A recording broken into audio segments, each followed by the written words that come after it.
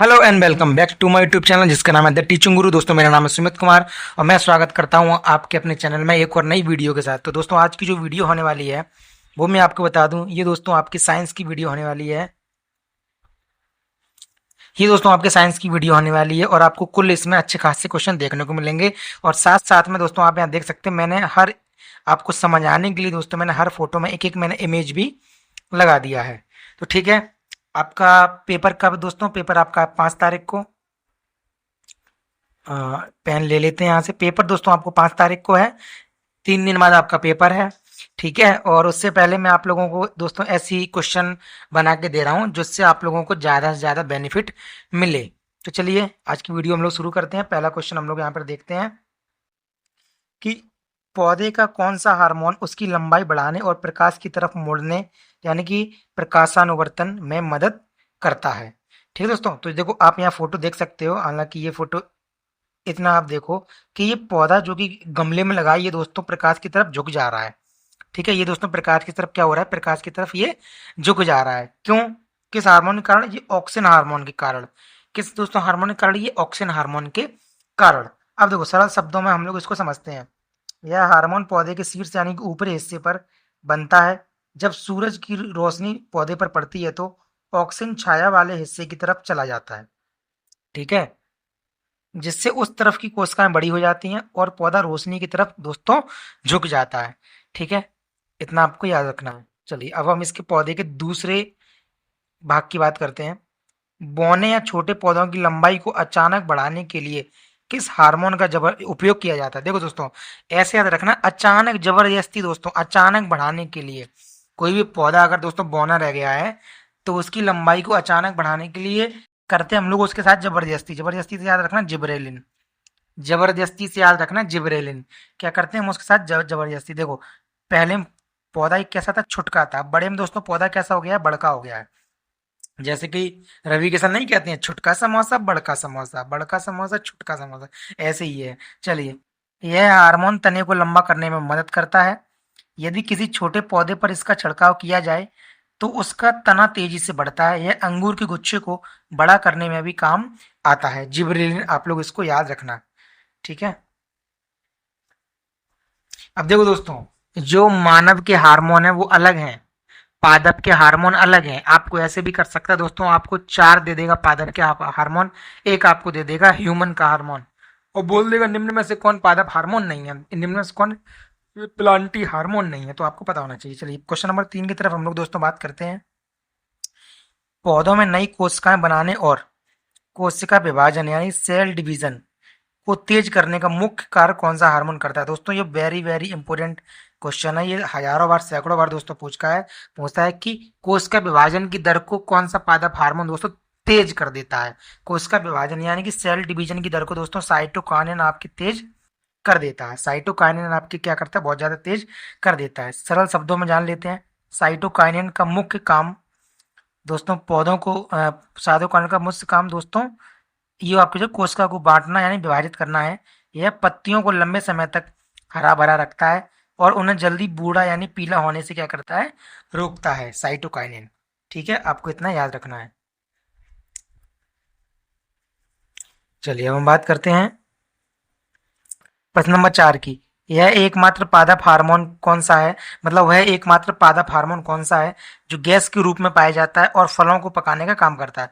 देखो दोस्तों आपने देखा होगा दोस्तों एथिलीन गैस, ये ये फलों को दोस्तों ये प्राकृतिक रूप से क्या करती है? ये पकाती है। कौन सी, क्या नाम है इसका? एथिलीन। और आपको ये भी बता दूं दोस्तों, आपके जितने भी पादप हार्मोन है उसमें से एकमात्र ऐसा हार्मोन है जो कि गैसीय अवस्था में पाया जाता है, एथिलीन। एथिलीन एक गैसीय हार्मोन है। जब फल पकते हैं तो उसमें से यह गैस निकलती है जिससे फल मीठे और मुलायम हो जाते हैं।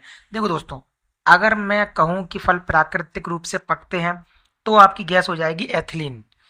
जैसे हम लोग जो जबरदस्ती फलों को पकाते हैं, क्रेट में रखकर कच्चे फलों को रख देते हैं, तो उसके लिए दोस्तों आपकी एसिटिलीन गैस होती है। कौन सी होती है?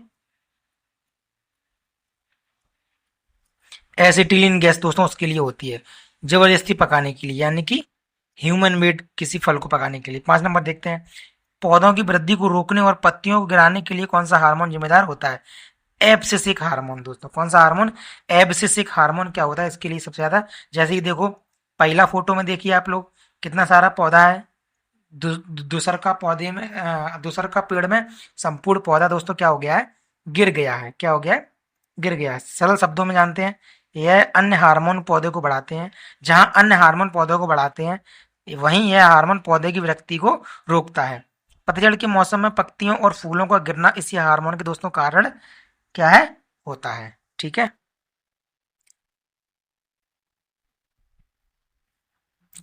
चलिए।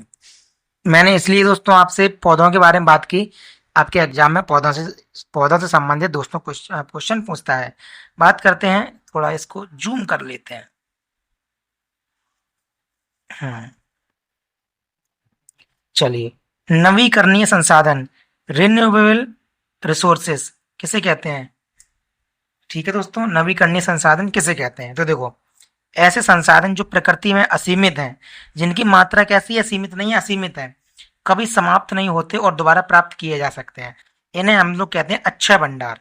अक्षय का मतलब दोस्तों जिनका क्षरण नहीं हो, जैसे कि धूप, सूर्य, हवा, जल प्रवाह, वन। दोस्तों ये आपके कैसे हैं? ये दोस्तों आपके अक्षय भंडार हैं। ठीक है, अक्षय भंडार है दोस्तों। ठीक है, ये हो गया आपके नवीकरणीय संसाधन। चलिए अब देखो, बात करते हैं अननवीकरणीय संसाधन कौन से हैं? गैर नवीकरणीय संसाधन किसे कहते हैं? तो ऐसे संसाधन जिनके भंडार सीमित हैं और एक बार खत्म होने पर इन्हें दोबारा बनाने में लाखों वर्ष लगते हैं। या दोस्तों इन्हें दोबारा, जब लाखों वर्ष तक कौन रहेगा? हम रहेंगे कि आप रहेंगे? कोई नहीं रहेगा। तो इसका मतलब सीधी लाइन में समझो, ऐसे संसाधन जो खत्म होकर दोबारा नहीं बनाए जा सकते उनको कहते हैं गैर नवीकरणीय संसाधन। जैसे आपका हो गया कोयला, जैसे आपके हो गया कोयला। ठीक है दोस्तों, एंथ्रेसाइट कोयला, विटुमिनेट विटुमिनस कोयला, पीट कोयला, ठीक है, लिग्नाइट कोला। तो दोस्तों इसमें जो पीट कोला वो सबसे सस्ता होता है, सबसे घटिया क्वालिटी का। जो एंथ्रेसाइट कोयला होता है वो दोस्तों सबसे अच्छे क्वालिटी का होता है। चार प्रकार के कोयले दोस्तों हैं, जिसमें से जो एंथ्रेसाइट कोयला होता है सबसे अच्छी क्वालिटी का, वो हमारे भारत में नहीं पाया जाता है। चलिए, और देखो दोस्तों, जैसे होगा पेट्रोल। पेट्रोल दोस्तों क्या होगा? हमारे जीवाश्म के पेट्रोल क्या हो गया? जीवाश्म। अब जीवाश्म जो बड़े बड़े पेड़ पौधे हैं दोस्तों, वो दब गए। ठीक है, जानवर, डायनासोर दब गए। तो दोस्तों अत्यधिक गर्मी और दबाव के कारण वही पिघल के दोस्तों क्या बन गए हैं? अब एक गाढ़ा चिपचिपा दोस्तों पदार्थ से बन गया है, हरे काले कलर का। और उसी को ले जाके उसमें क्या नाम, रिफाइनरी में फिल्टर किया जाता है। वहीं से हमको पेट्रोल, डीजल, पैराफोन मोम, जो पैराफोम जो मोम होता है दोस्तों, इसके अलावा केरोसिन, मिट्टी का तेल, आगे नहीं, मोम, ये सब दोस्तों उसी से प्राप्त होता है। चलिए, देखो यहाँ पे कुछ लिखा भी है। आप इसे एक बार इस्तेमाल होने वाली चीज समझ सकते हैं, जैसे जमीन के नीचे दबा कोयला और पेट्रोल। चलिए, डीएनए की बनावट या संरचना कैसी होती है और इसे क्या नाम दिया गया है? तो दोस्तों डीएनए की संरचना एक घुमावदार सीढ़ी जैसी होती है, आप देख रहे हैं। ठीक है, जिसे डबल हेलिक्स कहते हैं। देखो दोस्तों, डबल हेलिक्स है कि नहीं? इसकी खोज वाटसन और दोस्तों क्रिक ने की थी। इसकी खोज की थी वाटसन और क्रिक ने। इसकी खोज वैज्ञानिक वाटसन और क्रिक ने की थी। यह दो धागों से एक ऐसी सीढ़ी होती है जिसे दोनों सिरों से पकड़कर मरोड़ दिया गया हो। देखो दोस्तों, लग रहा है आपको? देखने में लग रहा होगा। चलिए, क्वेश्चन नंबर 9 की बात करते हैं। जब एबोनाइट की छड़ को ऊनी कपड़े या बिल्ली की खाल से रगड़ा जाता है तो एबोनाइट की छड़ पर कौन सा आवेश उत्पन्न होता है? देखो दोस्तों, ये खाली हम लोग एबोनाइट की छड़ की बात नहीं कर रहे हैं।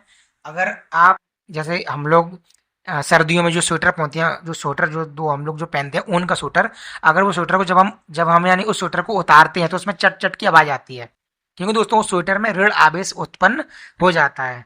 ठीक है, जैसे मैं आपको बताऊं, आप एक कंघी लेना और कंघी को अपने बालों में बार बार ऐसे करना, और फिर उस कंघी को दोस्तों कागज में लगाना, एक कागज के पेज में, तो पेज उसमें चिपक जाएगा।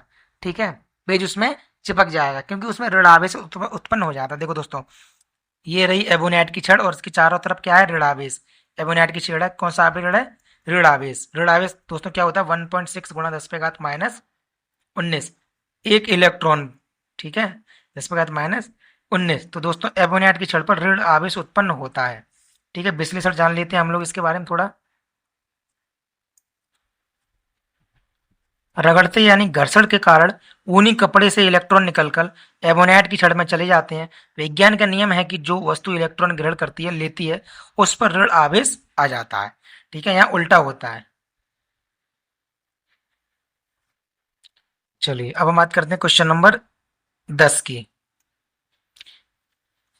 हवा में ध्वनि की चाल और प्रकाश की चाल में से किसकी गति सबसे तेज होती है और इनके बीच कितना अंतर होता है? तो दोस्तों देखो, पहले मैं आपको बता दूं कि अगर ध्वनि की बात करें तो ध्वनि दोस्तों सबसे फास्ट चलती है निर्वात में। कहाँ चलती है? निर्वात में। वहीं जो आपके साउंड है, साउंड जो है, साउंड आपके दोस्तों कहाँ चलता है? कहाँ चलता है? आपके लोहे में। नहीं सॉरी, ये सबसे ज्यादा दोस्तों ये तेज आपके चलेगा ठोस में। किस में चलेगा? ठोस में। और ठोस में भी दोस्तों पूछ ले तो किस में दोस्तों? आपके इस्पात यानी स्टील में। कहाँ चलेगा? स्टील में। ठीक है, इतनी बात समझ में आपकी आई। चलिए दोबारा से हम इसको देखते हैं। अब देखो, जो साउंड की स्पीड है वो लगभग 344 मीटर प्रति सेकंड होती है। और दोस्तों आपके सूर्य के प्रकाश यानी प्रकाश की चाल लगभग होती है 3 × 10⁸ मीटर प्रति सेकंड। दोनों आपको यहाँ पे मैंने इमेज बना के भी दे दी है, जिससे आपके दिमाग में जल्दी से हिट करे और ज्यादा लंबे समय तक आपको याद रखे। ठीक है, तो दोस्तों प्रकाश की चाल ध्वनि की चाल से बहुत ज्यादा तेज होती है। तो आपको पता है इसका सबसे बड़ा इसका क्या उदाहरण है? आसमान में अगर कभी दोस्तों बादल बादल कड़क रहे हों तो उसकी जो चमक होती है वो तो आपको तुरंत दिखाई दे जाती है, क्योंकि प्रकाश की स्पीड क्या है? बहुत ज्यादा तेज है, हमारी आंखों तक तुरंत पहुंच जाता है। लेकिन जो साउंड है, साउंड दोस्तों आपको 2-3 सेकंड बाद सुनाई देता है। क्यों? क्योंकि साउंड हमारे कान तक आने में ज्यादा समय लेता है, क्योंकि साउंड की स्पीड कैसी है? कम है। सामान्य तापमान पर हवा में ध्वनि की चाल लगभग 344 मीटर प्रति सेकंड होती है, जबकि प्रकाश की चाल लगभग 3 लाख किलोमीटर प्रति सेकंड यानी 3 × 10⁸ 8 मीटर प्रति सेकंड होती है। दोस्तों किलोमीटर नहीं है, अच्छा हाँ ठीक है, किलोमीटर, क्योंकि 10⁸ 8 हो जाएगा ना, इसलिए।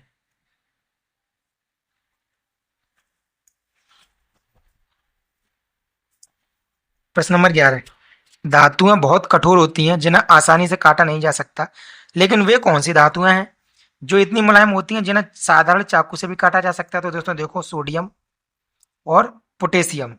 सोडियम और पोटेशियम दोस्तों ऐसी धातुएं हैं जो इतनी कठोर नहीं होती हैं कि जिनको चाकू से नहीं काटा जा सके। आप इनको चाकू से भी काट सकते हैं, लेकिन जो सोडियम दोस्तों जो धातु होती है उसको पानी में फेंको तो ये पानी के संपर्क में आने से क्या करती है? इसमें दोस्तों आग लग जाती है। तो दोस्तों कौन कौन सी धातु होगी? आप एक तो होगी सोडियम, दूसरी होगी पोटेशियम।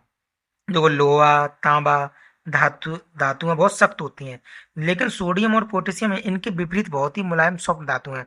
इनका घनत्व भी दोस्तों कैसा होता है? कम होता है। इनकी डेंसिटी कैसी होती है? कम होती है। चलिए अब इसके बारे में थोड़ा जान लेते हैं। जो धातु हवा के संपर्क में आती तेजी से अपक्रिया करती हैं, इसलिए इन्हें मिट्टी के तेल में संग्रहित नहीं किया जाता। ठीक है, तो जैसे कि दोस्तों मैंने आपको पहले भी बता चुका हूँ, अपने पेड़ में जो गैस चलाता हूँ, सोडियम पोटेशियम दोस्तों ऐसी धातु हैं जिनको आप मिट्टी के तेल में संग्रहित करके रखते हैं, क्योंकि ये इनको हमको पानी से बचाना है। क्योंकि अगर ये पानी से नहीं बची तो पानी के संपर्क में आने से दोस्तों, अगर ये पानी के संपर्क में नहीं भी आती हैं तो ये हवा के संपर्क में आएंगी, तो हवा में दोस्तों आपके मॉइस्चराइज जो होता है, हवा में आपके क्या होगा? आपके पानी होगा, इसलिए ये दोस्तों क्या होंगे? ब्लास्ट कर सकती है, क्योंकि ये कैसी है? ज्वलनशील है। चलिए क्वेश्चन नंबर 12 देखते हैं। अधातुएं अक्सर ठोस या गैस होती हैं, लेकिन वह कौन सी एकमात्र धातु है, कौन सी एकमात्र दोस्तों अधातु है जो कमरे के तापमान पर द्रव अवस्था में रहती है? ठीक है दोस्तों, तो देखो, कमरे के तापमान पर दो ऐसी तत्व हैं जो द्रव अवस्था में रहती हैं, ब्रोमीन और पारा। ब्रोमीन और दोस्तों पारा। तो पारा तो हमारी होगी मेटल और ब्रोमीन हमारी होगी नॉन मेटल, याद रखना दोनों। तो इसमें बात कर रहा अधातु की, तो अधातु हो जाएगी ब्रोमीन। अधातु दोस्तों हो जाएगी ब्रोमीन। जैसे धातुओं में पारा अपवाद है, वैसे ही अधातुओं में ब्रोमीन क्या है? अपवाद है। यह गहरे लाल भूरे रंग का एक तरल पदार्थ होता है, आप लोग यहाँ पे देख सकते हैं। मुख्य इसकी विशेषता दोस्तों क्या है? अवस्था इसकी है द्रव लिक्विड में, प्रतीक इसका बी आर है, कमरे के तापमान ये द्रव रूप में दोस्तों पाई जाती है। ठीक है, चलिए हम बात करते हैं प्रश्न नंबर 13 की। प्रश्न नंबर 13, चिकित्सा विज्ञान में हड्डियों की जांच के लिए उपयोग की जाने वाली एक्स रे किरणें किरणों का आविष्कार दोस्तों किसने किया था? और ये क्वेश्चन आपके SWD का प्रीवियस ईयर क्वेश्चन है। विल्हेम दोस्तों रोंटजन के द्वारा किया गया था। रोंटजन आपको खाली याद रखना है, विलियम रोंटजन, ठीक है। रोंटजन ने 1895 में दुर्घटनावश इन रहस्यमयी किरणों की खोज की थी। जब किसी व्यक्ति का एक्सीडेंट होता है तो डॉक्टर शरीर के अंदर टूटी हुई हड्डी का पता लगाने के लिए जो एक्सरे फिल्म देखते हैं वह इन्हीं किरणों से दोस्तों क्या बनती है। आप जो एक्सरा देखते हैं, जो एक्सरा देखते हैं वो दोस्तों एक्सरा इन्हीं किरणों से बनता है। जो एक्सरे की जो किरणें होती हैं वो यही किरणें होती हैं। ये दोस्तों बहुत ज़्यादा घातक भी होती हैं। क्वेश्चन नंबर 14 की बात करते हैं। परमाणु के केंद्र के यानी कि नाभिक न्यूक्लियस की खोज का श्रेय किस प्रसिद्ध भौतिक विज्ञानी को दिया जाता है? ये दोस्तों आपके दिया जाता है अर्नेस्ट रदरफोर्ड को, ठीक है। तो ये आपके रदरफोर्ड को दिया जाता है, ठीक है। रदरफोर्ड ने सोने की पतली पन्नी पर एक अल्फा कणों की बौछार करके खोजा था कि परमाणु का केंद्र भारी और धन आवेशित होता है। इसी खोज के बाद हमें पता चला कि परमाणु के बीच में एक नाभिक भी होता है। ये आपके परमाणु हैं, परमाणु के बीच में दोस्तों नाभिक है, और नाभिक में आपके क्या है? एक तो आपकी इलेक्ट्रॉन है, एक आपकी प्रोटॉन है, और इसकी जो चारों तरफ ये है, नाभिक के चारों तरफ जो कक्षा होती है इसमें दोस्तों आपके पाया जाता है इलेक्ट्रॉन। इलेक्ट्रॉन पे माइनस चार्ज होता है, ठीक है दोस्तों, इलेक्ट्रॉन पे माइनस चार्ज होता है। और जो नाभिक के अंदर आपके पाया जाता है प्रोटॉन और न्यूट्रॉन, सॉरी मैं शायद गलत बता गया हूँ, तो इसके नाभिक के अंदर प्रोटॉन और न्यूट्रॉन पाया जाता है। प्रोटॉन पे दोस्तों चार्ज होता है प्लस, न्यूट्रॉन पे जीरो चार्ज, मतलब दोस्तों कोई भी चार्ज नहीं होता है, न्यूट्रल होता है। और इसके बाहर जो होता है उस पर पाया जाता है इलेक्ट्रॉनिक मतलब नेगेटिव चार्ज। चलिए क्वेश्चन नंबर 15। एक प्रकाश किरण समतल दर्पण की सतह से 35 डिग्री का कोण बनाती हुई टकराती है। इस स्थिति में परावर्तन कोण क्या होगा? ये दोस्तों समतल सतह है, ये हमारा अभिलंब है। अब देखो वैसे वो क्वेश्चन में ये बताता कि समतल दर्पण की सतह से, क्वेश्चन में आपको ये चीज देखनी है, समतल दर्पण की सतह हो गई ये, यहाँ से मैं चेंज कर लेता हूँ, समतल दर्पण की दोस्तों सतह हो गई ये वाली, ठीक है, और ये हमारा हो गया अभिलंब। वैसे क्वेश्चन दोस्तों अभिलंब को ध्यान में रख के बनता है, लेकिन यहाँ उसने बताया समतल दर्पण की सतह को 35 डिग्री का। मान लो दोस्तों यहाँ कोई किरण आई और वो समतल दर्पण के साथ कोण बना रही है 35, तो जो ये वाली जो कोण है, ये वाला जो आपके कोण होता है ये दोस्तों 90 होता है।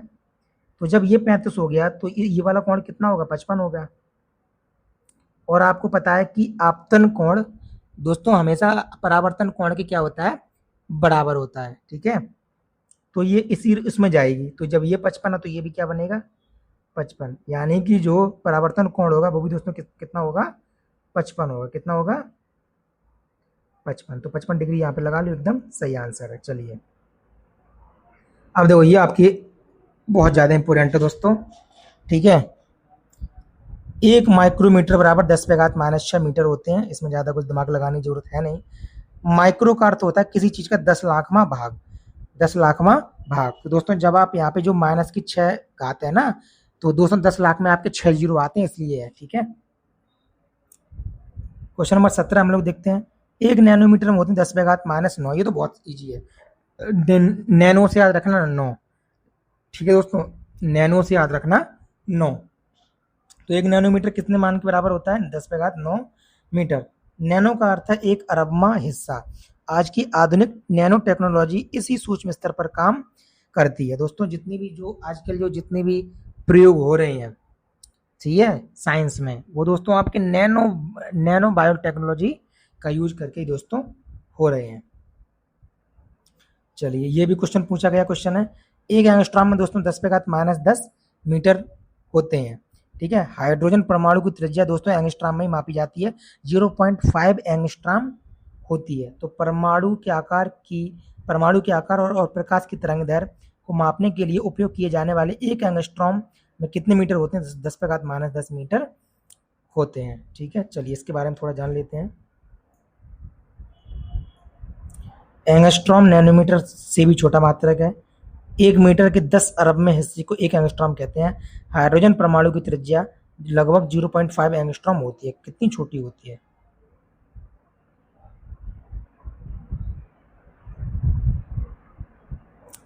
चलिए साइनोबैक्टीरिया की बात करते हैं। पृथ्वी के वायुमंडल में ऑक्सीजन O2 को बढ़ाने और प्रकाश संश्लेषण करने वाले सबसे पहले जीव कौन से माने जाते हैं? ये दोस्तों आपके साइनोबैक्टीरिया ही माने जाते हैं, साइनोबैक्टीरिया ही माने जाते हैं। क्यों माने जाते हैं तो इसके बारे में हम लोग थोड़ा देख लेते हैं। इन्हें ही नील हरित शैवाल कहा जाता है। ठीक है दोस्तों, नीला हरित शैवाल किसके कहा जाता है? साइनोबैक्टीरिया को। इनके पास क्लोरोफिल होता है और ये सूर्य के प्रकाश में अपना भोजन खुद बनाते हैं, ठीक है, और ऑक्सीजन छोड़ते हैं। धान के खेतों में ये प्राकृतिक खाद बायो फर्टिलाइजर का काम करते हैं। धान के खेत में दोस्तों आपको क्या मिलता है? आपको मीथेन गैस भी मिलती है। चलिए अब देखो बात करते हैं दोस्तों खैरा रोग की। तो ये धान है और धान की जो पत्तियां दोस्तों पीली पीली पड़ जाती हैं, वो पड़ जाती हैं खैरा रोग के कारण। कौन सा रोग? खैरा रोग। चलिए इसकी बात करते हैं थोड़ा हम। व्हाट इज खैरा रोग? धान की फसल में होने वाला प्रसिद्ध खैरा रोग किस सूक्ष्म पोषक तत्व की कमी के कारण होता है? ये जिंक की कमी के कारण होता है। ZINC, जिंक की कमी के कारण होता है, ठीक है। जिंक एक सूक्ष्म पोषक तत्व है, यानी पौधों को इसकी बहुत कम मात्रा चाहिए, लेकिन अगर यह ना मिले तो धान की पत्तियां कत्थई यानी पीली होकर सूखने लगती हैं। इसको क्या कहते हैं? खैरा रोग इसको कहते हैं। आप लोगों ने देखा भी होगा। आई देखा, अब प्रश्न आया दोस्तों आपके मतलब का। चलिए यहाँ पे सबसे पहले देखिए, जो दो ये प्रतिरोध हैं वो दोस्तों आपके श्रेणी क्रम में जुड़े हैं। श्रेणी क्रम क्या होता है? R बराबर R1 plus R2 plus R3 plus R, ये दोस्तों आपके क्या होता है? श्रेणी क्रम होता है। समांतर क्रम आपके क्या होता है? 1/R बराबर 1/R1 plus 1/R2 plus 1/R3 और प्लस जो आपके हो, जितने आपके प्रतिरोध हो आप सबको दोस्तों आप उसमें इसमें जोड़ सकते हैं, ठीक है। तो चलिए अब हम लोग करते हैं क्वेश्चन। तो 4 ओम और 6 ओम के दो प्रतिरोधकों को श्रेणी क्रम में जोड़ा गया है, सीरीज में जोड़ा गया है, जो कि हम लोग यहाँ पे देख सकते हैं। यदि पूरे संयोजन को 20% की बैटरी से जोड़ा जाए, देखो ये बैटरी है कितने परसेंट की? 20 वोल्ट की दोस्तों ये बैटरी से जोड़ा जाए, तो परपथ में बहने वाली कुल धारा कितनी होगी? तो देखो इसका फॉर्मूला होता है V बराबर IR, ठीक है, जहां V आपकी क्या हो गया? आपके वोल्ट हो गया। R आपकी क्या हो गया? R दोस्तों आपके हो गया प्रतिरोध, ठीक है, R हो गया। और I या क्या होता? I दोस्तों आपके हो गई एम्पियर, मतलब आपके धारा। V बराबर IR, ये आपके हो गई। तो V क्या हो गया? आपके पावर हो गया, यानी दोस्तों वोल्ट, कितने वोल्ट की बैटरी है। I आपकी क्या होगी? एम्पियर, मतलब धारा हो गई। और R दोस्तों आपके रेजिस्टेंट, यानी दोस्तों आपके हो गया प्रतिरोध, ठीक है। चलिए अब इसको ज़्यादा सॉल्व करते हैं। तो मैंने फॉर्मूला आपको बताया V बराबर IR। तो देखो V दोस्तों यहाँ पे कितनी है? 20 बराबर I दोस्तों, यानी I आपकी धारा कितनी है? तो धारा दोस्तों यहाँ पे हमको, हाँ धारा तो निकालनी है, तो I गुणित R। अब देखो R दोस्तों हमको रेजिस्टेंट निकालना है, तो R बराबर R1 प्लस R2। तो यहाँ पर R1 कितना है? 4 प्लस R2 कितना है? 6। तो टोटल R कितना आ गया दोस्तों? 10। तो I गुणा कितना हो गया? 10। तो देखो 20 बराबर I गुणा 10, 10 से काट दो, 10 दूना 20, तो I बराबर कितना आ गया? 2 एम्पियर। I बराबर दोस्तों कितना आ गया? 2 एम्पियर। धारा हमेशा दोस्तों एम्पियर में हम लोग क्या करते हैं? हम लोग मापते हैं, धारा को हमेशा हम लोग एम्पियर में मापते हैं। चलिए इसको थोड़ा छोटा कर दें, हाँ अब ठीक बा। एक कार सीधे रास्ते पर विराम अवस्था, जिसका प्रारंभिक वेग कैसी है? 0। जब दोस्तों कोई कार खड़ी है तो उसका उसका वेग कितना होगा? 0 होगा। उसकी वेलोसिटी या उसका वेग दोस्तों क्या होगा? उसका स्पीड या वेलोसिटी क्या होगी? 0 होगी। से चलना शुरू करती है और 5 सेकंड में, मात्र दोस्तों t बराबर 5 यानी 5 सेकंड में 20 मीटर प्रति सेकंड का अंतिम वेग प्राप्त कर ले। देखो दोस्तों यहाँ 5 सेकंड बाद 20 मीटर प्रति सेकंड का अंतिम वेग प्राप्त कर। कार का त्वरण क्या है? त्वरण दोस्तों कार का क्या है? तो देखो त्वरण हम लोग क्या करते हैं? A से, ठीक है। अब देखो सबसे पहले हम लोग क्या करेंगे कि पूरा डिस्टेंस निकालेंगे, प्रारंभिक वेग और अंतिम वेग का दोस्तों डिस्टेंस कितना है। तो दोस्तों डिस्टेंस ये 0 हुआ 20, तो डिस्टेंस दोस्तों कितना है? 20 ही है। डिस्टेंस कितना है? 20। और बटे टाइम, आखिर उसने ये जो डिस्टेंस पूरा कवर किया ये कितने टाइम में कवर किया है? तो दोस्तों t बराबर 5 सेकंड है, तो 5 चौका 20 यानी 4 मीटर प्रति सेकंड। ए बराबर यानी त्वरण, यानी ए बराबर दोस्तों हमारे आ गया 4 मीटर प्रति सेकंड। क्या आ गया हमारा? त्वरण। चलिए अब देखो क्वेश्चन नंबर 23 की हम लोग बात करते हैं। 5 किलोग्राम द्रव्यमान, यानी कि 5 द्रव्यमान N, तो M बराबर दोस्तों हमारे 5 किलो। पिंड पर कितना बल लगाया जाए, यानी एफ पूछ रहा है, एफ दोस्तों क्वेश्चन मार्क पूछ रहा है कि उसमें 3 मीटर प्रति सेकंड स्क्वायर का त्वरण उत्पन्न हो जाए, यानी ए बराबर 3 हमारा हो गया। ठीक है, अब पूछ क्या रहा है दोस्तों, इसमें आपसे पूछ रहा है एफ, तो एक फॉर्मूला दोस्तों होता है एफ बराबर एम गुणित ए, लगा दो यहाँ पर एफ बराबर एम दोस्तों कितना है 5, ए कितना है 3, तो 5 दिया कितना हो गया 15, तो 15 हमारा दोस्तों 15 न्यूटन हमारा क्या हो गया एकदम सही आंसर, क्योंकि बल हमेशा दोस्तों किस में नापते हैं हम लोग, न्यूटन में। 24 नंबर, एक अवतल दर्पण, देखो अवतल दर्पण है तो इसकी फोकस दूरी हमेशा दोस्तों नेगेटिव होगी, क्या होगी नेगेटिव। ठीक है, याद रखना अवतल दर्पण है तो फोकस दूरी उसकी हमेशा कैसी होगी, नेगेटिव। चलिए अब आगे बात करते हैं वक्रता त्रिज्या, वक्रता त्रिज्या यानी आर बराबर दोस्तों कितनी है 40 सेंटीमीटर। कह रहा फोकस दूरी ज्ञात करो, तो दोस्तों देखो यहाँ पर लिखा भी है एफ बराबर होता है r/2, यानी फोकस दूरी दोस्तों वक्रता त्रिज्या कैसी होगी, आधी होगी, तो वक्रता त्रिज्या कितनी है 40/2 यानी कि 20, और वो भी दोस्तों 20 किसका, माइनस का, क्योंकि ये कैसा कैसा दर्पण है, ये अवतल दर्पण है। ठीक है, फोकस दूरी वक्रता त्रिज्या की आधी होती है, एफ बराबर r/2, अवतल दर्पण के लिए है यह दोस्तों हमेशा कैसी होती है, नेगेटिव यानी कि ऋणात्मक होती है। ठीक है, चलिए क्वेश्चन नंबर 25 की बात करते हैं। एक अवतल दर्पण के सामने रखी वस्तु का प्रतिबिंब दर्पण के पीछे वास्तविक और उल्टा बनता है। ठीक है, यदि वस्तु की दूरी u बराबर माइनस कैसी है 15, क्योंकि कौन सा दर्पण है, अवतल। ठीक है, और प्रतिबिंब की दूरी कैसी है v बराबर -30, तो दर्पण का रेखीय आवर्धन दोस्तों ज्ञात कीजिए। देखो रेखीय आवर्धन का सूत्र होता है m बराबर -v/u, तो m बराबर माइनस का v कितना है -30, और बट्टे में कितना है v/u, तो u दोस्तों कितना है -15, तो माइनस से माइनस कट गया, और 15 दूना 30, वो भी किसका, माइनस का, यानी -2, तो दोस्तों -2 आपकी एकदम सही आंसर आ जाएगा। तो m बराबर दोस्तों कितना हो गया -2। चलिए 2 किलोग्राम द्रव्यमान यानी m बराबर 2 kg, संवेग कितना है 10 किलोग्राम इंटू मीटर सेकंड, यानी p दोस्तों कहते हैं संवेग को, तो 10 हो गया, p बराबर कितना हो गया 10। पूछ रहा है वेग कितना होगा, तो दोस्तों एक फॉर्मूला होता है संवेग p बराबर mv, और ये क्वेश्चन आपके SWD में पूछा गया क्वेश्चन है इस फॉर्मूले को। ठीक है दोस्तों, तो देखो p बराबर m इंटू v, तो p हमको दिया है 10 बराबर m हमको दिया है 2 और गुणा v मतलब वेग हमसे पूछ रहा है, तो 2 पंजे 10 यानी v बराबर 5, कितना आ जाएगा v बराबर 5 मीटर प्रति सेकंड। और खाली दोस्तों इसमें कुछ है नहीं। चलिए देखो दोस्तों, जब बंदूक से गोली चलती है तो गोली चलाने वाले को पीछे की तरफ झटका लगता है, इसको दोस्तों कहते हैं न्यूटन का तीसरा नियम, जिसको संवेग संरक्षण का नियम भी हम लोग कहते हैं। ठीक है, तो एक बंदूक से गोली छोड़े जाने पर गोली बहुत तेजी गति से आगे बढ़ती है और बंदूक पीछे की ओर झटका मारती है, घटना भौतिकी किस सिद्धांत पर कार्य करती है, तो दोस्तों ये न्यूटन के तीसरे नियम पर ये क्या करती है, काम करती है, संवेग संरक्षण का नियम। ठीक है, जरा इसको और थोड़ा जान लो आप लोग। गोली चलने से पहले कुल संवेग 0 होता है, गोली चलने के बाद भी कुल संवेग 0 बनाए रखने के लिए बंदूक गोली के विपरीत दिशा में पीछे की ओर क्या करती है, संवेग प्राप्त करती है। ठीक है, तो अभी तक दोस्तों हमने 27 क्वेश्चन यहाँ तक हमने सॉल्व कर लिए हैं। बात करते हैं 28 क्वेश्चन की, और 28 क्वेश्चन सॉल्व करने से पहले मैं जरा दोस्तों एक घूंट पानी पी लेता हूं। और आपको क्या करना है इतनी देर में दोस्तों, अभी तक मैंने आपको एक भी बार वीडियो को लाइक करने को नहीं कहा है, तो आप लोग दोस्तों वीडियो को लाइक कर दीजिए।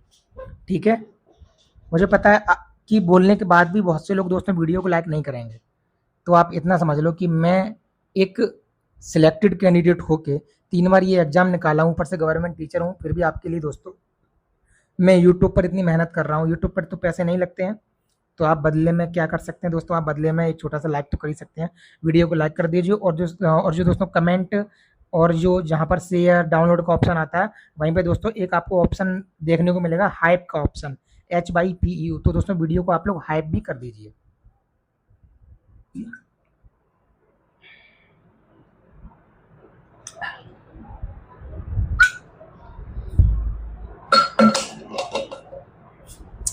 वीडियो को लाइक कर दीजिए अगर नहीं किया हो तो। चलिए क्वेश्चन नंबर 28 की बात करते हैं।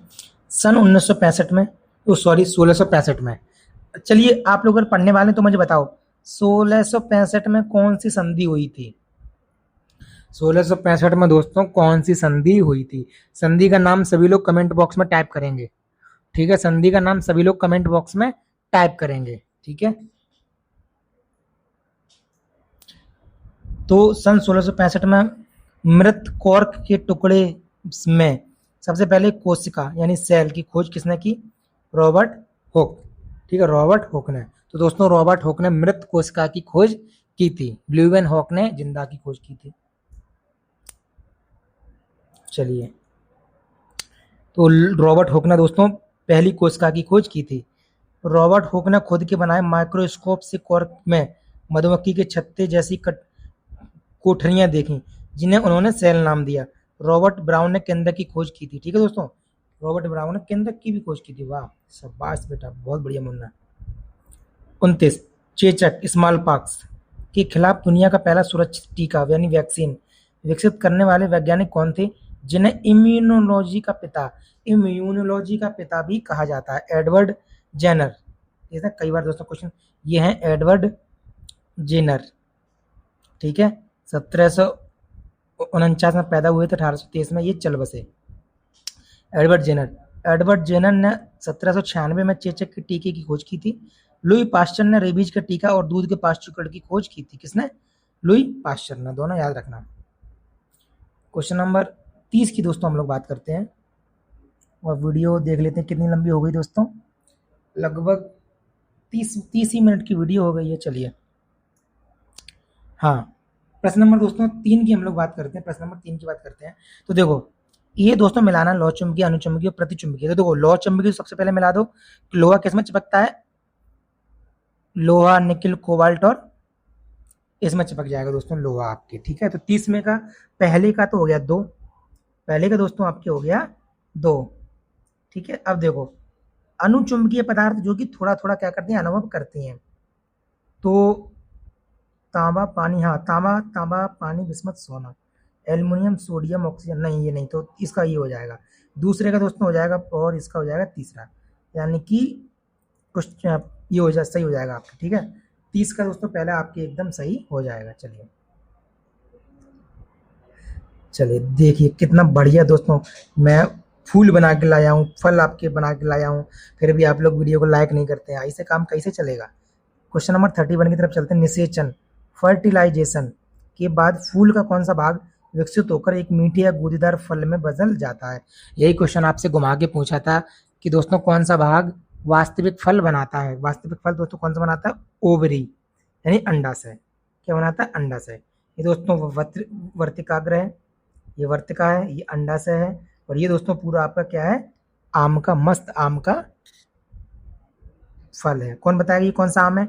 दशहरी आम है, लंगड़ा आम है, चौसा आम है, डालमी आम है, बम्बैया आम है, कौना आम है? कौन बताएगा?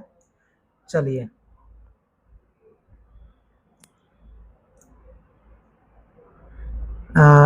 स्त्री केसर का सबसे नीचे वाला फूला हुआ भाग अंडाशय कहलाता है। ठीक है, जब निषेचन की क्रिया पूरी हो जाती है तो बाकी सारे भाग, पंक्तियां, पुंकेसर जड़ जाते हैं, और यही अंडाशय बड़ा होकर फूल बन जाता है। आपने देखा होगा कि फूल जब निकलता है तो उसमें छोटी छोटी मूछें सी निकली होती हैं। कुछ दिन बाद दोस्तों मूछें जड़ जाती हैं, जो उसके अंदर का जो होता है वही आगे निकल के क्या बन जाता है? पूरा दोस्तों एक फल बन जाता है। ठीक बा? चलिए, वर्तिकाग्र यानी कि स्टिग्मा और अंडाशय यानी ओवरी को आपस में जोड़ने वाली लंबी पतली नली जैसी संरचना को क्या कहते हैं? वर्तिकाग्र। क्या कहते हैं? वर्तिका। दोस्तों वर्तिका और वर्तिकाग्र दोनों अलग अलग हैं। ठीक है, देखो यहाँ वर्तिकाग्र ये है, और वर्तिका ये नली है, पतली नली, ये दोनों अलग अलग हैं, याद रखना। अंडा से ये है, ये इसमें दो अंडे हैं, है कि नहीं? अंडा। वर्तिका वह मार्ग या नली है जिसके अंदर से होकर परागकण से निकलने वाली पराग नलिका नीचे अंडाशय तक पहुंचती है। चलिए, विद्युत ऊर्जा को यांत्रिक ऊर्जा में बदलने वाला कौन सा उपकरण फ्लेमिंग के वाम हस्त नियम यानी लेफ्ट हैंड रूल के सिद्धांत पर काम करता है? विद्युत मोटर। विद्युत मोटर, ये दोस्तों विद्युत मोटर है। और विद्युत मोटर का दोस्तों काम क्या है? ये इलेक्ट्रिसिटी को यानी बिजली को यांत्रिक ऊर्जा, घूमने वाली यांत्रिक ऊर्जा में बदलता है। ठीक है, ये इसका काम है। अब मैं यहीं आपसे पूछ लूं डायनोमा, यहीं दोस्तों आपसे मैं पूछ लूं डायनोमा, तो डायनोमा का काम क्या है? डायनोमा दोस्तों यांत्रिक ऊर्जा को विद्युत यानी इलेक्ट्रिसिटी में बदलता है। एकदम उल्टा है, एकदम क्या है दोस्तों, उल्टा है। आपके घर पे जो जनरेटर आता है, उस जनरेटर में आपने देखा होगा जो पीछे जो इतना बड़ा सा मोटर का लगा रहता है, वो दोस्तों डायनोमा होता है। वो क्या होता है? डायनोमा।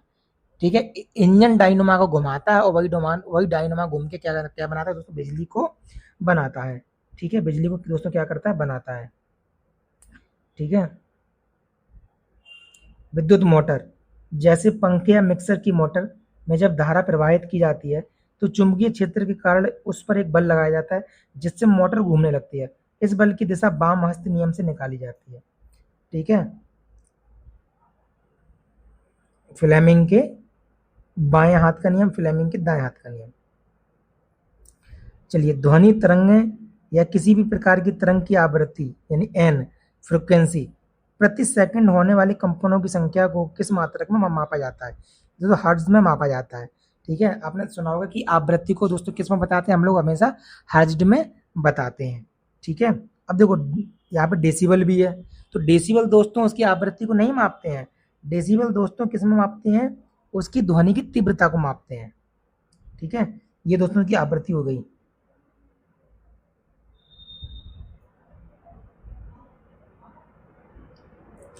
चलिए हल इसका देखते हैं।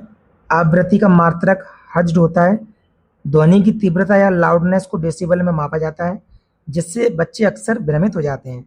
बच्चे दोस्तों किस में भ्रमित हो जाते हैं? कि हर्ट्ज है कि आपके डेसिबल है, इसमें कंफ्यूज हो जाते हैं। तो कंफ्यूज नहीं होना, डेसिबल में तीव्रता को मापते हैं, हर्ट्ज में दोस्तों आवृत्ति को मापते हैं। और सिर्फ आवृत्ति नहीं बदलती है, एक माध्यम से दूसरे माध्यम में जाने पर आवृत्ति नहीं बदलती है, बाकी का बदल जाता है सब। चलिए,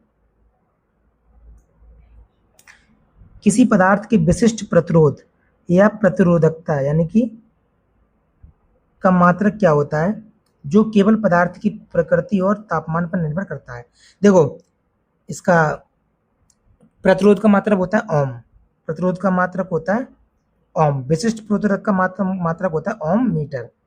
विशिष्ट प्रतिरोध का दोस्तों मात्रक होता है ओम मीटर।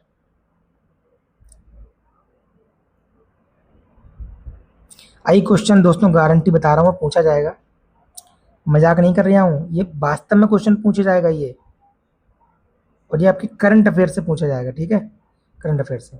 वर्ष 2026 में अफ्रीका के कांगो कांगो गणराज्य रिपब्लिक और युगांडा जैसे पड़ोसी देशों में घातक इबोला वायरस का प्रकोप दोबारा तेजी से फैला है। वर्तमान में फैल रहा यह प्रकोप इबोला की किस विशेष स्ट्रेन के कारण चर्चा में है, जिसकी कोई स्वीकृत वैक्सीन अभी तक उपलब्ध नहीं है? ये दोस्तों नया वेरिएंट है इबोला का। ठीक है, कौन सा दोस्तों वेरिएंट है? बुंडी बुग्यो स्ट्रेन। बुंडी बुग्यो स्ट्रेन दोस्तों इबोला का नया वायरस है, जो कि कहर मचा रहा है उत्तरी अफ्रीका में, उत्तरी अफ्रीका के देशों में, याद रखिएगा।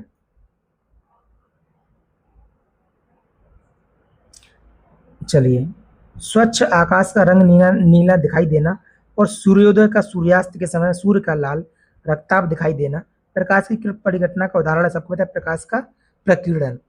ठीक है, जो शाम को सूरज जो लाल दिखाई देता है सूर्यास्त के समय, सनसेट के समय, और जो सुबह जो सनराइज के समय जो आपको दिखाई देगा, उसके अलावा जो आकाश का रंग जो नीला दिखाई देता है, वो सब प्रकाश के प्रकीर्णन के कारण, स्कैटरिंग ऑफ लाइट, इसके कारण दिखाई आपको देता है।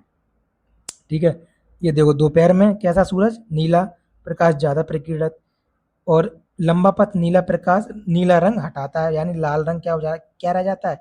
प्रमुख रह जाता है। लाल रंग कैसा रह जाता है? प्रमुख रह जाता है। चलिए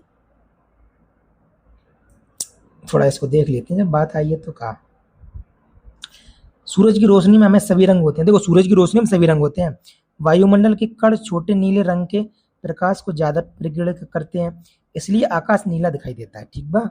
सूर्योदय या सूर्यास्त के समय प्रकाश को लंबा मार्ग तय करना पड़ता है, तब नीला रंग प्रकीर्णित होकर हट जाता है और लाल रंग प्रमुख रह जाता है। आपको पता है कि लाल रंग की तरंग दैर्ध्य सबसे ज्यादा होती है। ठीक है, सबसे अगर कोई दूर जाने पर हमें कोई रंग दिखाएगा तो वो लाल रंग है। इसलिए दोस्तों सिग्नल वगैरह खतरे वगैरह सारे लाल रंग के बनाए जाते हैं, जो कि हम लोग को सबसे दूर से ही दिख जाए। एंजाइम मूल रूप से क्या होते हैं? जो सजीव कोशिकाओं के भीतर होने वाली रासायनिक जैव अपक्रियाओं की गति को बढ़ाने के लिए जैव उत्प्रेरक, ठीक है, के रूप में कार्य करते हैं। तो ये प्रोटीन होते हैं। एंजाइम दोस्तों मूल रूप से क्या होते हैं? प्रोटीन होते हैं। एंजाइम जो है वो दोस्तों मूल रूप से क्या होते हैं? प्रोटीन होते हैं।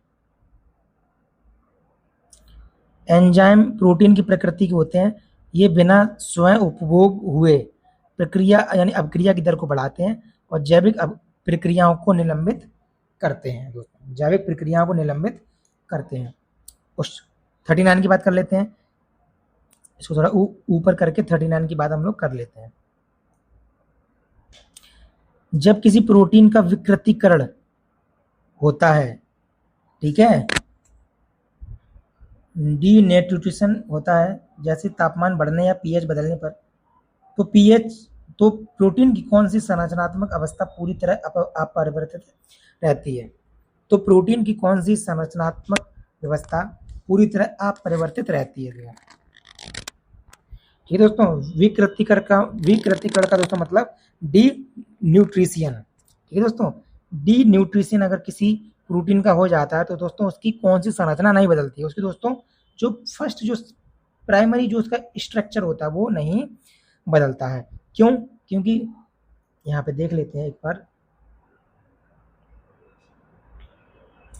विकृतीकरण के दौरान यानी कि डी न्यूट्रिशन के दौरान 2, 3, 4 संरचनाएं टूट जाती हैं। 2 डिग्री, 3 डिग्री और 4 डिग्री की संरचनाएं टूट सकती हैं, लेकिन एमिनो अम्ल का रेखीय क्रम यानी पेप्टाइड बंध प्राइमरी स्ट्रक्चर बहुत मजबूत सहसंयोजक बंध होने के कारण नहीं टूटता है। तो कुल मिला के आपको याद रखना है कि जब भी किसी प्रोटीन का विकृतीकरण होगा तो उसमें प्राथमिक संरचना दोस्तों कभी टूटेगी नहीं। एक पूर्ण कार्यात्मक एंजाइम जिसमें उसका गैर प्रोटीन भाग भी मौजूद होता है, होलो एंजाइम दोस्तों, उसमें हम लोग उसको कहते हैं, क्या कहते हैं उसको? होलो एंजाइम कहते हैं। चलिए निम्नलिखित में से कौन सा संतृप्त हाइड्रोकार्बन होता है दोस्तों? कौन सा सैचुरेटेड हाइड्रोकार्बन होता है? इसको दोस्तों कहते हैं एथेन। इसको दोस्तों क्या कहते हैं? एथेन। एथेन का स्ट्रक्चर कैसे बनेगा दोस्तों? बन जाएगा ऐसे करके। अब सामने आप इसको देख लेते हैं कितने बॉन्ड दोस्तों जुड़े हैं इसमें। ठीक है, बात करते हैं एथिलीन का कैसे बनेगा। एथिलीन में दोस्तों द्वैबंध उपस्थित होते हैं, जैसे कि निम्नलिखित में से किसमें द्वैबंध यानी डबल बॉन्ड पाया जाता है दोस्तों? ये आपके पाया जाता है एथिलीन में। किसमें दोस्तों पाया जाता है? एथिलीन में डबल बॉन्ड। ठीक है, आप यहाँ पे देखो देख सकते हैं डबल बॉन्ड है, और यहाँ दोस्तों आपको कौन सा बॉन्ड है? यहाँ देखो ट्रिपल बॉन्ड है। तो ट्रिपल बॉन्ड दोस्तों एथाइन में पाया जाता है। किसमें पाया जाता है? एथाइन में पाया जाता है। ठीक है, यह याद रखने का आप। जब कोई ध्वनि तरंग एक माध्यम से दूसरे माध्यम जैसे हवा से पानी में प्रवेश करती है तो निम्नलिखित में से कौन सी राशि अपरिवर्तित नियत रहती है? अपरिवर्तित दोस्तों रहती है। देखो सेम जो यहाँ वही सेम दोस्तों यहाँ पर है। ठीक है, फ्रीक्वेंसी आपकी होगी, तरंग दर होगी आपके, ये आपके दोस्तों इसका वेग हो गया। तीनों दोस्तों क्या है? समान है। जो पानी में वही कहाँ पर, जो आपके हवा में वही दोस्तों कहाँ पर है? कहाँ पे दोस्तों? आपके पानी में है। नहीं, इसमें एक चीज आपको समझने वाली है, वो समझो। देखो यहाँ दोस्तों आपकी क्या है? v1 है, यहाँ v2 हो गया, यानी यहाँ दोस्तों आपकी वेग बदल गया। ठीक है, इसके अलावा यहाँ आपकी λ1 है तरंग दर, यहाँ दोस्तों λ2 हो गई, यानी आपकी तरंग दर भी बदल गई। लेकिन यहाँ आपकी f है तो यहाँ भी f ही है, यानी आपकी फ्रीक्वेंसी, आपकी आवृत्ति नहीं बदली है। आपकी आवृत्ति दोस्तों क्या है? नहीं बदली, यानी आवृत्ति क्या रहेगी? आवृत्ति आपकी एकदम समान रहेगी, वो नहीं बदलने वाली। क्वेश्चन नंबर 45 की बात करते हैं। तारों और सूर्य में निरंतर असीमित ऊर्जा उत्पन्न होने का मुख्य वैज्ञानिक कारण दोस्तों क्या है? ये दोस्तों आप रहा है हीलियम, और ये आपके रहा हाइड्रोजन। ये रहा हीलियम और दोस्तों ये रहा हाइड्रोजन। ठीक है, अब ये दोस्तों मिलकर क्या करते हैं? ये नाभिकीय संलयन यानी कि न्यूक्लियर फ्यूजन करते हैं। ये कैसे करते हैं देखते हैं। तारों और सूर्य में निरंतर असीमित ऊर्जा उत्पन्न होने का मुख्य वैज्ञानिक कारण क्या है? ये दोस्तों हल्के नाभिकों का नाभिकीय संलयन यानी न्यूक्लियर फ्यूजन। हमेशा ये याद रखना, हल्के नाभिकों का नाभिकीय संलयन। किस प्रकार? सूर्य के केंद्र में अत्यधिक उच्च ताप और दाब पर हाइड्रोजन के हल्के नाभिक आपस में मिलकर हीलियम का भारी नाभिक बनाते हैं। जिससे भारी मात्रा में ऊर्जा मुक्त होती है। ठीक है, ये देखो क्वेश्चन बहुत ज्यादा इंपॉर्टेंट है आपके लिए। चलिए, ये हमारे रहा फोकस दूरी, ये रहा वक्रता त्रिज्या। ठीक है, अब देखो ये कह रहा है कि ये वस्तु की स्थितियां हैं, कोई वस्तु यहाँ, कोई यहाँ, कोई कहाँ, कोई दर्पण के पीछे है, कहीं भी हो सकती है। तो कह रहा है अगर वस्तु की स्थिति हम आपको बताएं तो क्या आप हमें बता सकते हैं कि वस्तु का जो प्रतिबिंब कहाँ बनेगा और दोस्तों कैसा बनेगा, वो इसमें आपसे कह रहा है।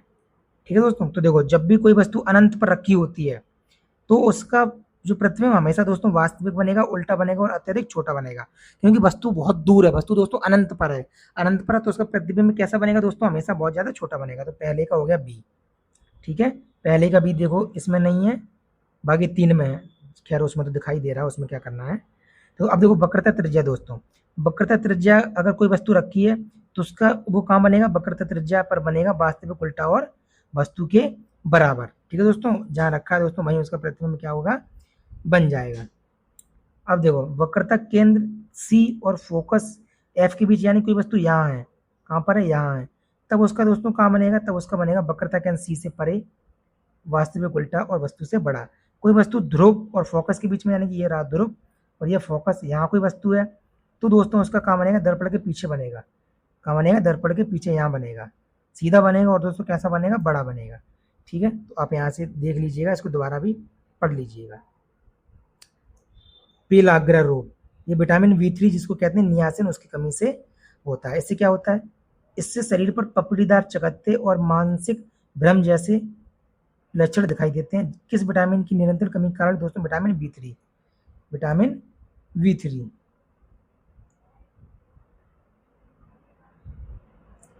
देखो ये पूरा पौधा, इसको नीचे से काट दो, ये नीचे वाला जाइलम, ऊपर वाला है फिलोयम।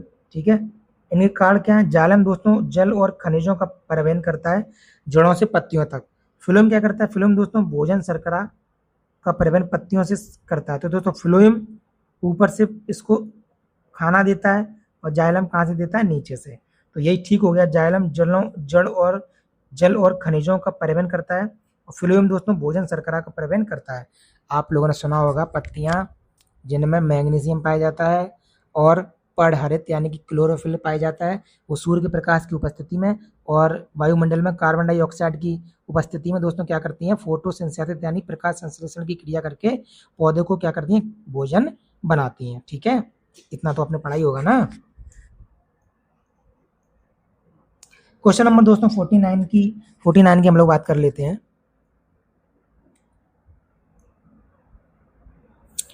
हाइड्रोजन के उस दुर्लभ समस्थानिक का नाम क्या है जिसके परमाणु के नाभिक में एक प्रोटॉन और 2 न्यूट्रॉन पाए जाते हैं। यानी कि इसकी नाभिक की बात हो रही है, ये पूरा समस्थानिक है उसका पूरा, और ये मतलब ये दोस्तों पूरा उसका परमाणु है। ठीक है, ये लाल वाला हो गया प्रोटॉन और ये स्लेटी वाला हो गया न्यूट्रॉन। जैसे कि मैंने आपको बताया था, अभी मैंने क्या बताया था आपको, मैंने आपको बताया था किसी भी परमाणु के केंद्र में दोस्तों आपको प्रोटॉन पाया जाएगा, आपको न्यूट्रॉन पाया जाएगा, ये दोनों केंद्र में है, और उसके चारों तरफ आपके इलेक्ट्रॉन पाया जाता है। क्या पाया जाता है दोस्तों, इलेक्ट्रॉन पाया जाता है। तो यहाँ ये पूछ रहा है कि हाइड्रोजन के उस दुर्लभ समस्थानिक आइसोटोप का नाम क्या है जिसके परमाणु में नाभिक में एक प्रोटॉन और 2 न्यूट्रॉन पाए जाते हैं। यानी एक देखो प्रोटॉन है लाल कलर का, 2 न्यूट्रॉन पाए जाते हैं, और जो प्रकृति में रेडियोधर्मी यानी रेडियो एक्टिव तत्व भी है। तो ये क्या है दोस्तों, ये ट्राइटियम है, ये दोस्तों क्या है, ट्राइटियम। ये बहुत ज्यादा रेडियो एक्टिव तत्व है। ठीक है, और ये बहुत ही दुर्लभ भी है, ये दोस्तों कैसा, बहुत ज्यादा दुर्लभ है, ये आपको हर कहीं नहीं मिलेगा। चलिए, अब मैं इसको आपसे ऐसे बता दूं, एक दोस्तों फिल्म है आपकी स्पाइडरमैन 1 2 3, उसमें फिल्म है। तो दोस्तों स्पाइडरमैन 2 में दोस्तों जो वो एक जो उसका विलेन होता है, वो हीरो के दोस्त से वही टाइटेनियम लेने आता है, क्योंकि वो दोस्तों एक परमाणु आविष्कार कर रहा होता है और उस परमाणु आविष्कार में उसको टाइटेनियम की जरूरत पड़ती है। तो वो टाइटेनियम दोस्तों उसके पास लेने आया था। जो कि उसके पास था, बचा हुआ था अपने पिताजी का दिया हुआ। चलिए, डी ब्रोगली एक वैज्ञानिक है के अनुसार प्रत्येक अति सूक्ष्म, थोड़ा जूम कर लेते हैं तो आपको दिखाई देगा, प्रत्येक अति सूक्ष्म गतिशील कण में तरंग के गुण भी होते हैं। यह एक इलेक्ट्रॉन का वेग बढ़ा दिया जाए, यदि एक इलेक्ट्रॉन का वेग बढ़ा दिया जाए तो उससे संबंध डी ब्रोगली तरंग दर यानी कि लैम्डा पर क्या प्रभाव पड़ेगा। सूत्र ये है, तो क्या प्रभाव है? देखो सीधी सी बात, आप लोग इतना याद रखो सूत्र के बारे में।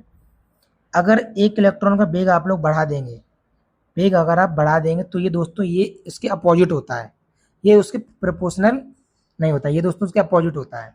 ठीक है, अगर उसका आप एक इलेक्ट्रॉन का वेग बढ़ा देंगे तो उसकी तरंग दर, जो उसकी लैम्डा तरंग दर, वो ऑटोमेटिक दोस्तों घट जाएगी। अगर आप एक को बढ़ाएंगे तो दूसरा ऑटोमेटिक क्या हो जाएगा? घट जाएगा। दूसरा ऑटोमेटिक दोस्तों क्या होगा? घट जाएगा। जैसे यहाँ पर आप देख सकते हैं, वेग यहाँ पे घटा दिया है तो तरंग दर कैसी हो गई है? मतलब दोस्तों वेग यहाँ पर क्या हुआ, वेग अगर बढ़ा दिया तो तरंग दर छोटी हो गई है, और तरंग दर अगर आप बढ़ा देंगे तो वेग कैसा हो जाएगा? वेग दोस्तों आपके छोटा हो जाएगा। यानी कि वेग बढ़ने पर तरंग दर क्या होता है? घट जाती है। वेग बढ़ाएंगे तो तरंग दर दोस्तों क्या हो जाएगी? घट जाएगी।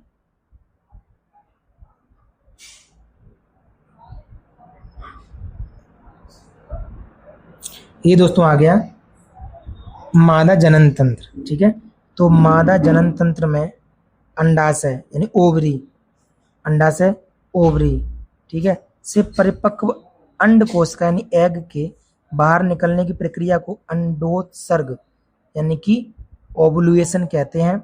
यह मुख्य रूप से किस हार्मोन से प्रभाव से होता है? ये दोस्तों किस हार्मोन के प्रभाव से होता है? ये दोस्तों आपके ल्यूटिनाइजिंग हार्मोन यानी एलएच जिसको कहते हैं, उसके प्रभाव से ये होता है। ठीक है, टेस्टोस्टेरोन जो हार्मोन है दोस्तों किसका है? मेल का हार्मोन। प्रोजेस्टेरोन फीमेल का हार्मोन है। रिलैक्सिन फीमेल का हार्मोन है। ठीक है, आप लोग इसको याद रखिएगा। अब देखो, आपने सुना होगा कि इंदिरा गांधी ने पकड़ पकड़ के नसबंदी कराई, तो नसबंदी में आखिर होता क्या दोस्तों? देखो, पुरुषों की नसबंदी की प्रक्रिया में किस नलिका को काटकर बांध दिया जाता है ताकि शुक्राणुओं का प्रवाह रुक सके? ठीक है दोस्तों, तो देखो शुक्र वाहिका की जो ये दोस्तों आपकी जो शुक्र वाहिका होती है, ये इसको काटकर और दोस्तों इसमें गांठ मार दी जाती है, जिससे जो स्पर्म दोस्तों आपके जो है वो आगे जो शुक्राणुओं में दोस्तों आगे ना जा पाए। ठीक है,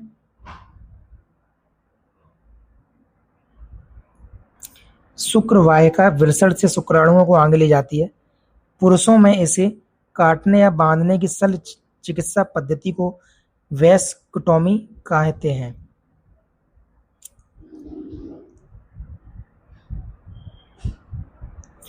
क्वेश्चन नंबर दोस्तों चलते हैं 53 की तरफ। ठीक है, ये दोस्तों हमारा आमाशय है, और आमाशय में दोस्तों आपके जठर रस यानी कि गैस्ट्रिक जूस दोस्तों आपके पाया जाता है। ठीक है, आपके गैस्ट्रिक जूस दोस्तों आपके पाया जाता है। ठीक है, चलिए अब थोड़ा इसको बड़ा करके पढ़ते हैं। हमारे आमाशय यानी स्टोमेच की दीवारों से जठर रस गैस्ट्रिक जूस स्रावित होता है। इसमें उपस्थित हुआ कौन सा मुख्य एंजाइम है जो केवल अम्लीय माध्यम यानी पीएच 1.8 यानी बहुत ज्यादा अम्लीय, यानी कि नींबू के रस से भी ज्यादा अम्लीय में ही सक्रिय होकर प्रोटीन को पेप्टोन्स में पचाता है? ये दोस्तों आपके कौन है? पेप्सिन। पेप्सिन क्या करता है? प्रोटीन को पेप्टोन्स में बदल देता है। पेप्टोन्स में दोस्तों ये बदल देता है पेप्सिन। आमाशय में पेप्टिनोजन के रूप में यह निकलता है, जिसे हाइड्रोक्लोरिक अम्ल यानी HCl सक्रिय पेप्सिन में बदल देता है, और यह प्रोटीन पाचन का दोस्तों मुख्य एंजाइम भी है। ठीक है, प्रोटीन के पाचन में दोस्तों कौन सहायक है? तो दोस्तों आपके पेप्सिन सहायक है, याद रखिएगा। चलिए, ये रोग हैं और किस प्रकार से होते हैं वही आपको देखना है, तो मिला दीजिए। एथलीट फुट किससे? फंगी से होता है, मिला दीजिए। मलेरिया सबने पढ़ा है किससे होता है? प्रोटोजोआ से होता है। टाइफाइड दोस्तों जीवाणु से होता है। डेंगू बुखार विषाणु से। तो इसका हमारा हो गया CABD। चलो पहला मिल गया CABD। ठीक है, क्वेश्चन नंबर 55 हम लोग देखते हैं। देखो आपकी क्वेश्चन, आपके पेपर में क्वेश्चन आया था, पूछ लेता है कि कौन सा प्राणी है, उसके अंदर कितने हृदय पाए जाते हैं। ठीक है, तो उसमें देखो एक आपके दोस्तों प्राणी कौन सा है, वो आपके मगरमच्छ। मगरमच्छ के आपके 4 कच्छियाँ होने चाहिए। मगरमच्छ के दोस्तों आपके 4 कच्छ होने चाहिए, लेकिन ये 4 कच्छ की जगह इसके अंदर 3 कच्छ होते हैं, तो ये अपवाद है। ये दोस्तों क्या है, ये दोस्तों आपकी क्या है, अपवाद है। ठीक है, चलिए यहाँ पर देखते हैं। मत्स्य वर्ग का दोस्तों मिला दीजिए, 2 कच्छी हृदय होता है। यानी कि मछली के आपके कितने दोस्तों, 2 कच्छी मछली के जो हृदय में 2 चैम्बर होंगे, ओवेचर और सरीसृप। अब जितने भी दोस्तों जितने भी आपके जो प्राणी हैं, अगर वो ओवेचर हैं और साथ में सरीसृप हैं, तो उनके अंदर दोस्तों आपके 3 कच्छी हृदय मिलेगा। ठीक है, पक्षी और स्तनधारी, पक्षी और स्तनधारी दोस्तों आपके 4 कक्षीय हृदय मिलेगा। जैसे आपने देखा होगा, जो हम लोग हैं, जो मेल फीमेल है, ये तो हम लोग दोस्तों कैसे हैं, हम लोग स्तनधारी हैं। तो हमारे शरीर में हमारे उसमें दिल में 2 आलय और 2 निलय। ठीक है, ये दोस्तों होते हैं कि नहीं, 2 आलिंद और 2 निलय होते हैं। ठीक है, और चौथा बचा वो मिला दो डी से। ठीक है, तो यहाँ पर ये दिया भी है, इसको देखकर आप लोग यहाँ पर देख सकते हैं। चलिए 56 की तरफ हम लोग दोस्तों चलते हैं। ये आपके न्यूमेरिकल है। चलिए इसको, ये तो पहले ही से करके दे दिया भाई। चलो ये तो अच्छी बात है, क्योंकि तुम लोग भूल जाते हो, बाद में हमसे कहते हो सर इसका आंसर नहीं है। देखो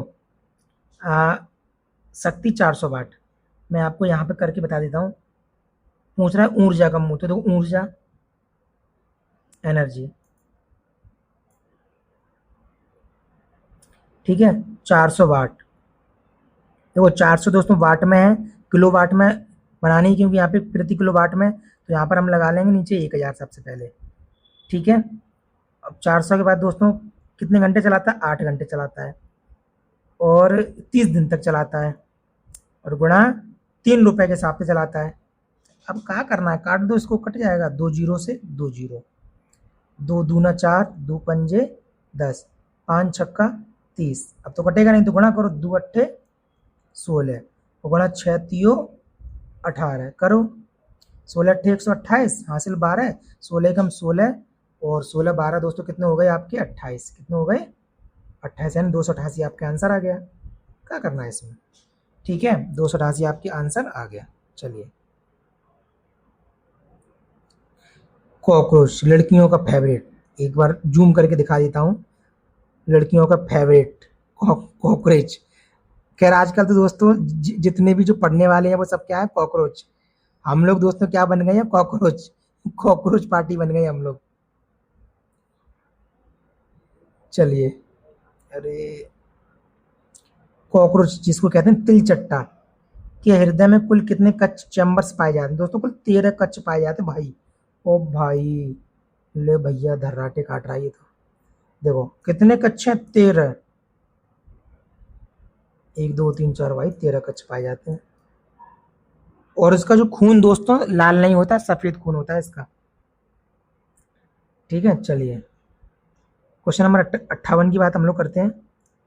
निम्नलिखित में से कौन सा जंतु वर्ग असमतापी, यानी कोल्ड ब्लडेड होता है, यानी कि जिसके शरीर का तापमान वातावरण के अनुसार बदलता रहता है। यानी कि अगर वातावरण गर्म है तो वो अपने आप को गर्म में डाल लेगा, ठंडा है तो ठंडे में डाल लेगा, यानी कि वो मौसम के हिसाब से एक जगह से दूसरी जगह पर नहीं जाता। जैसे आपने सुना होगा पक्षी चले जाते हैं, पक्षी चले जाते, जैसे दोस्तों साइबेरियन सारस अपने यहाँ आ जाते हैं।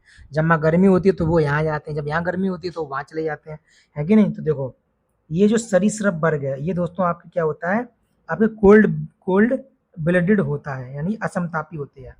जैसे कि देखो दोस्तों, मछली, चाहे सर्दी हो चाहे गर्मी हो, ठीक है, मछली तो निकल के कहीं चली नहीं जाती है। मिड़का दोस्तों, मेंढक, मेंढक कैसा उभयचर है, कैसा है, उभयचर है। चाहे पानी में सर्दी हो चाहे बहुत ज्यादा धूप पड़े, मेंढक उसमें रहेगा। सांप भी देखो वहीं रहता है। अरे सांप की तो रस्सी बना दिया ये दोस्तों, देखना ये सांप का मुंह मुहवा कहाँ बा। चलिए समतापी, समतापी वार्म ब्लडेड, यानी कि ये दोस्तों समतापी हैं, ये समान ताप में रह सकते हैं। अगर इनके शरीर में अगर अगर इनका शरीर गर्म के लिए बना तो गर्म में रहेंगे, जैसे कि पक्षी। पक्षी में दोस्तों कौन कौन आपके ये दोस्तों समतापी होता है। ये सर्दी ये झेल नहीं पाएगा, ये अपने आप को, ये अपने को क्या कर पाए, ये दोस्तों अपने को बदल नहीं पाता है। स्तनधारी। आप लोग को क्या याद रखना है इसका, ये तो मुझे थोड़ा डाउट लग रहा है, इसको छोड़ो, आप इसको याद रखो, ये पक्का एकदम असमतापी।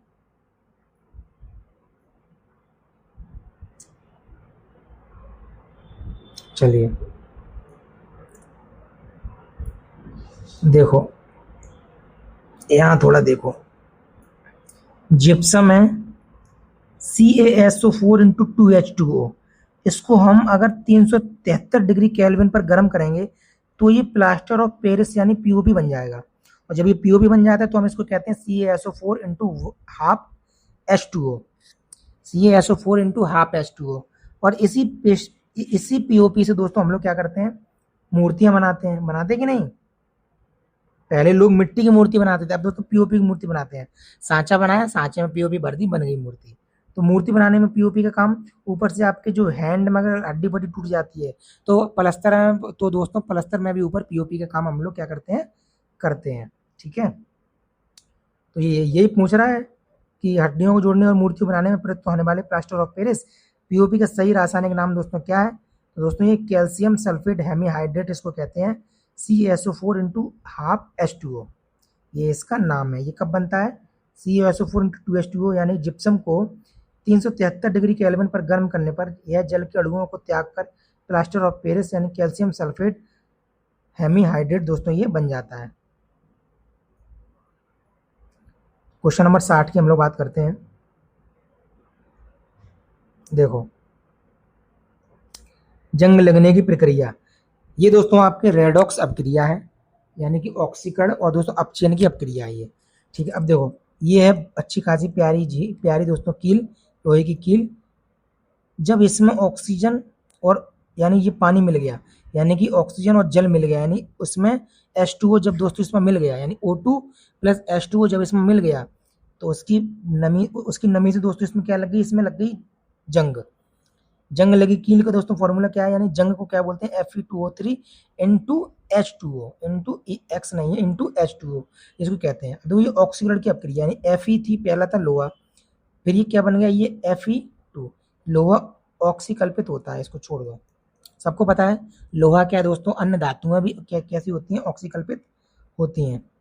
अब ये है क्या, और देखो ये और मैं बता दूं, पहले इसका वजन होगा कम, फिर इसका वजन कैसा हो जाएगा, बढ़ जाएगा। यहाँ होगा कम और यहाँ दोस्तों इसका वजन बढ़ जाएगा, लेकिन मजबूती यहाँ ज्यादा होगी और यहाँ कम होगी। ठीक बा,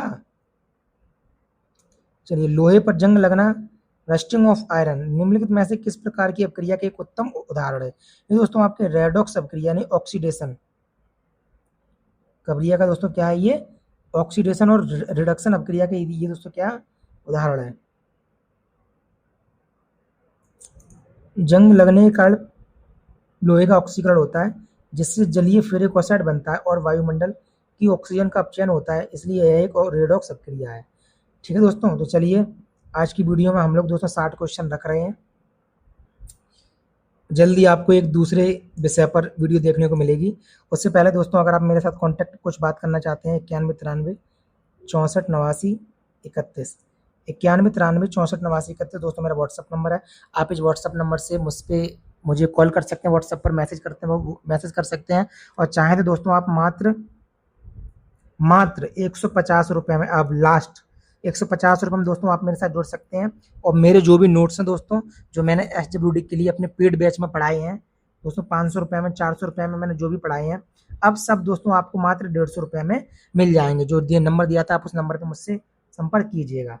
ठीक है, इसके साथ ही दोस्तों जाने से पहले वीडियो को लाइक कर दीजिए, चैनल को सब्सक्राइब कर दीजिए। मिलते हैं अगली नई वीडियो में, तब तक अपना ध्यान रखें, पढ़ाई करते रहिए।